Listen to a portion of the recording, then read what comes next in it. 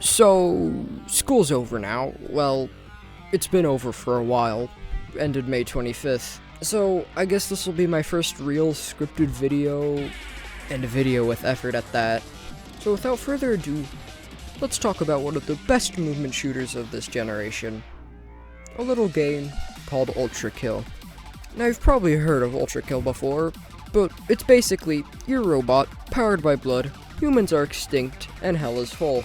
So you go down to hell to get some sweet, sweet fuel.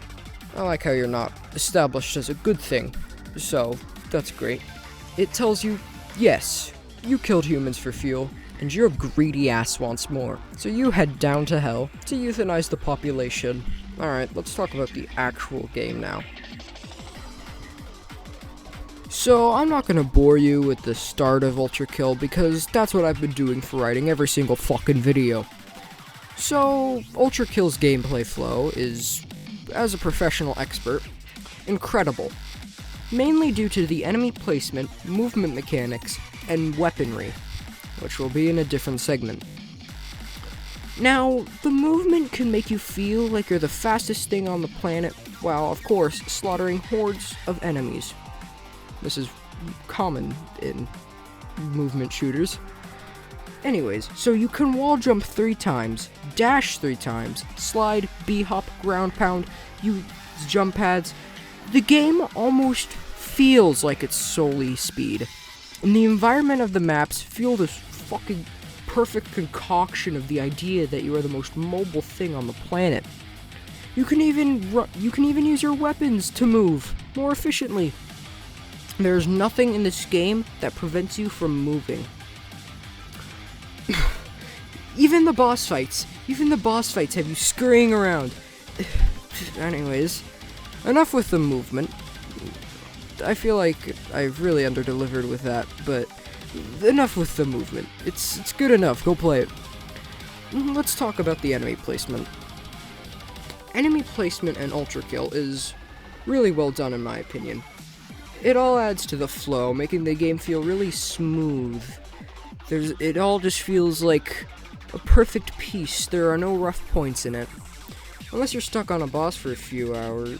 Never mind. You see, the joke is that the game is supposed to be fast, but I said it was.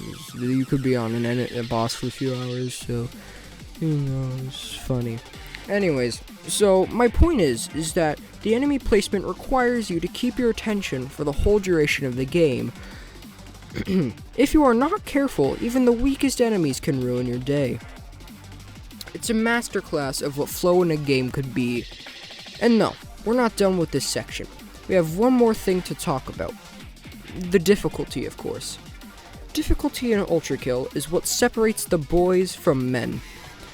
You play on the easiest difficulty, you probably have 0 women. If you play on violent, you are a professional sex maker.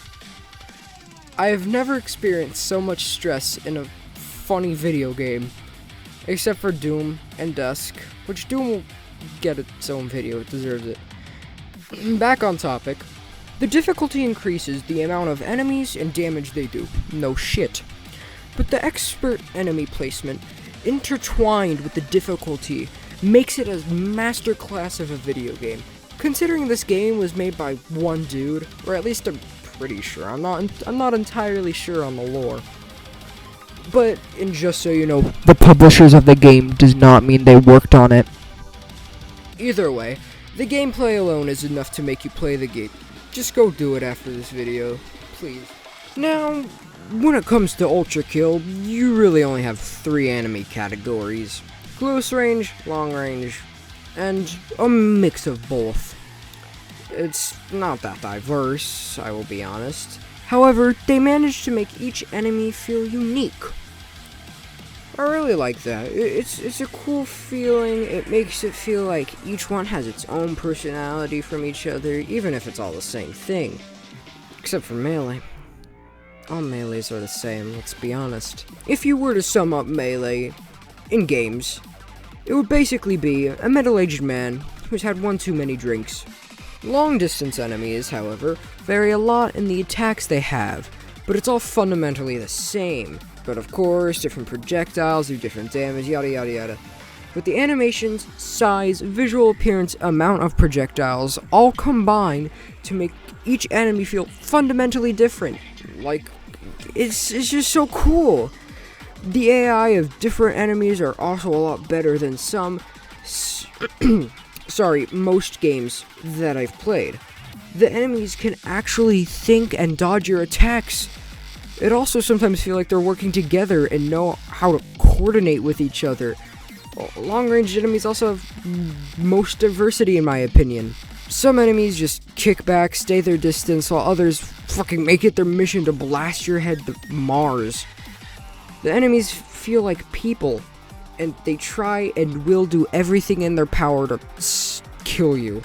Drones will literally kamikaze towards you if it meant that it means to do a small amount of damage to you. You can also use this against the enemies because if you hit the drones in a certain direction with enough force, when they die, they will go flying in that direction until they blow up.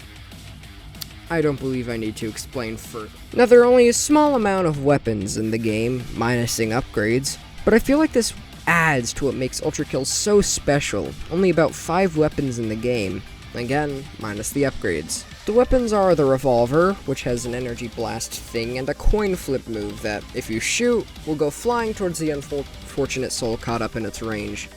There's also a secret third upgrade, but you'll have to look for that yourself. Anyways, you have the shotgun, which has a big explosion the longer you hold down right click, and a pump action type shotgun, which the more you pump it up will get more powerful. If you max it out, it will explode, dealing half your health in exchange for major damage and mobility for a little bit. You also have the nail gun, which has a tracer thing, and if you right click it, the nails will start flying towards the tracer. And the nail gun, which slowly starts to overheat and get slower, but if you right click, it will proceed to unleash hell onto the enemy. And finally, the railgun, which is a literal railgun which charges each shot because it's really powerful. You also have a drill type thing which starts to do damage to enemies over time, and of course, an explosion. Now that I'm done talking with the gun lore, it's time to tell you why these guns affect mobility and flow so much. I think, without telling you, you can already see the possibilities with the explosion ones. These weapons are manufactured almost to keep the game going as fast as possible. They are all high damage, quick to reload, and overall just fun to use. I won't be going into too much detail about gunplay and combos because I feel like it'd be easier just to watch someone do it or do it yourself than have me explain it to you boringly. That a word? Also, I forgot to mention the fifth weapon, which is a buzzsaw.